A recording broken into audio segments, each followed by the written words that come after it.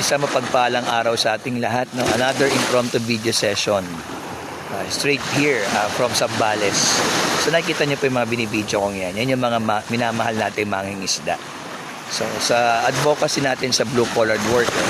At syempre, sakop na rin yan ang advocacy natin ngayon. Focus advocacy natin ngayon sa political literacy and servant leadership. Makikita niyo talaga, no, na talagang napapanahon na lalong pahalagahan, hindi lang sa salita, hindi lang sa kalakayang pangpaaralan, no, yung kalagahan ng mga ating mga mangingisda at magkasaka.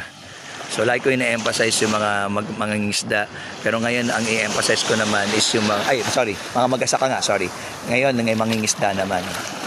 Diba? And kung makikita ninyo, umaga yan, ganyan ginagawa nila. Kanina pa yan, kanina pa sila dyan.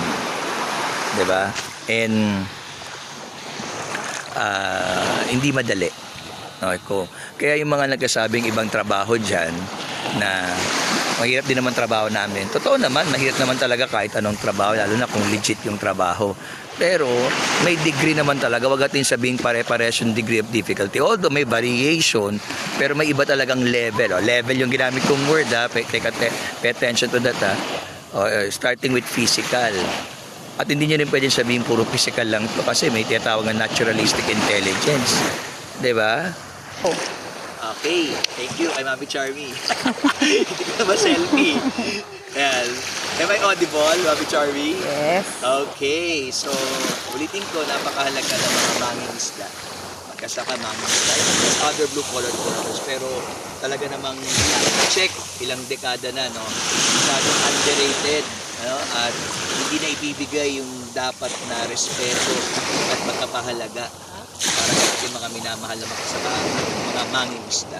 So yung nakita nyo dito, sample pa lang yan. Kumbaga, wala pa yan sa ilang porsyento, point something lang, 100% ng proseso ng pangingisda sa Pilipinas.